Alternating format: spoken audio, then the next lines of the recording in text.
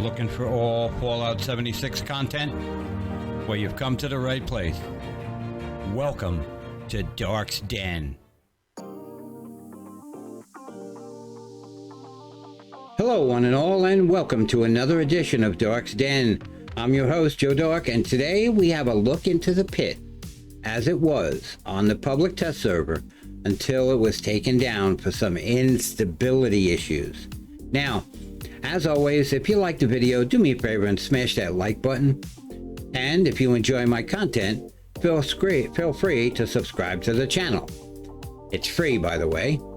And if you hit that bell, you will get notified of all new upcoming content.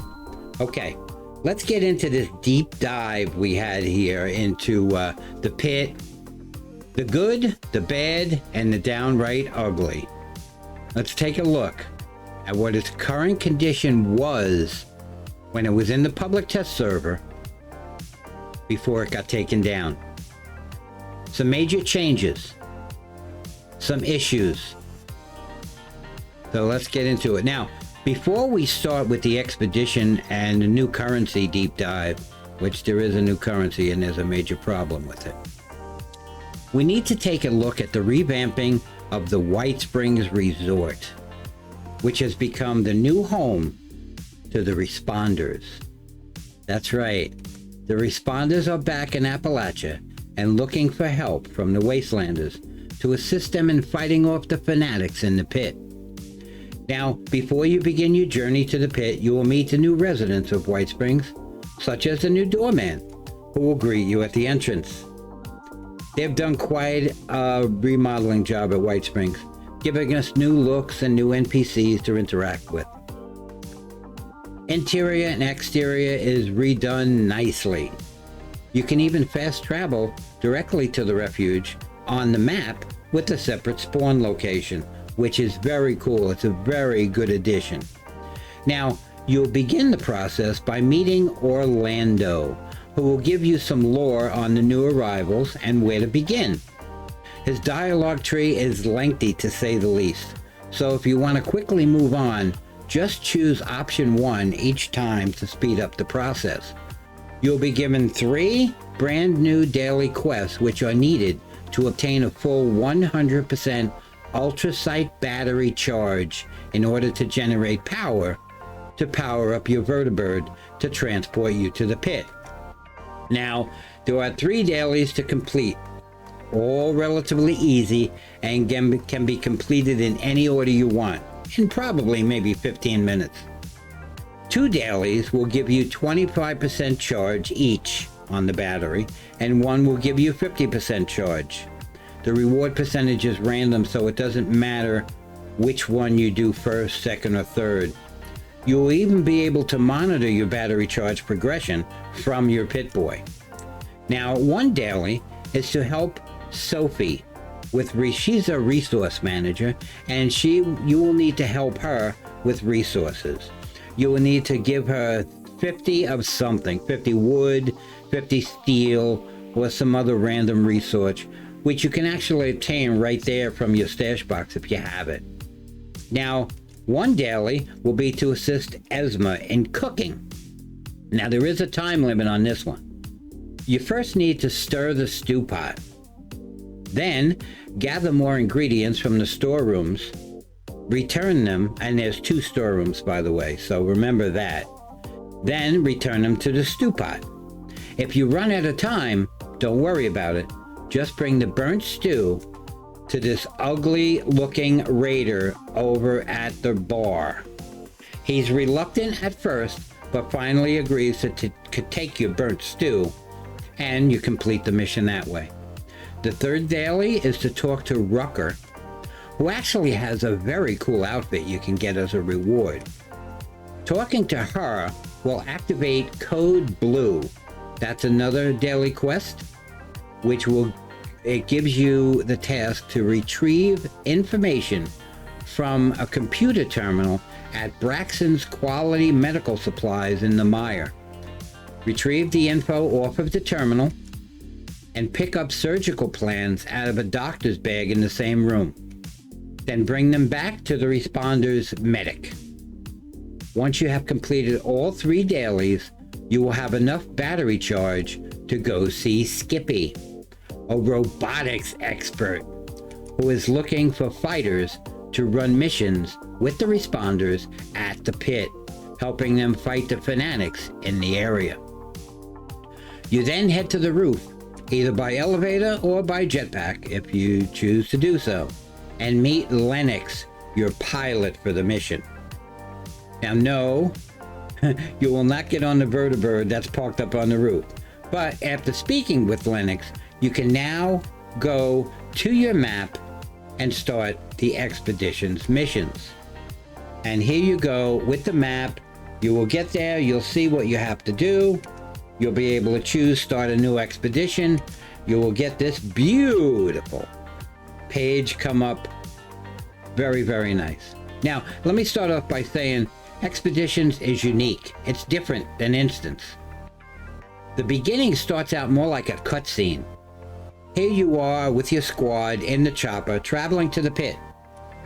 Once you arrive, you will be dropped in a derelict city where you must complete missions through the debris and complete the main mission to receive your bounty. Now, first off, it is a new map. It is a new city to explore, new NPCs to dialogue with. Although in the PTS, most of them were using computer-generated voices. No voiceovers yet, apparently too early in the development stage.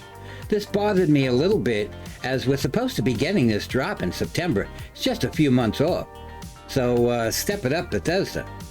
Another issue with Expeditions, the Pit, is currently you're only allowed to run 1 per day. Now, if you play with 3 friends on a team, you can all alternate being team captain and actually play a total of 4 in 1 day as a team, giving you the ability to collect as much rewards as you can.